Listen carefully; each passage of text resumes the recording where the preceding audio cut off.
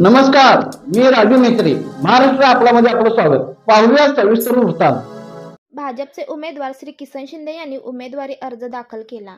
आज उमेदवारी भरण्याचा शेवट दिवस असल्याने भाजपचे उमेदवार शक्तीप्रदर्शन करून अर्ज भरला. यावेळी दादासो भाटले, सचिन कांबळे, प्रभाकर भोळ, सचिन पवार, राकेश जाधव, विठ्ठल एलपले, अतिश जाधव, भिकाजी देशिंगे, राजू वडर, शामराव खराडे, दत्तात्रय कडाकणे, सुनील भोने, विनायक साळुंके व भागातील सर्व बूथप्रमुख व नागरिक उपस्थित होते.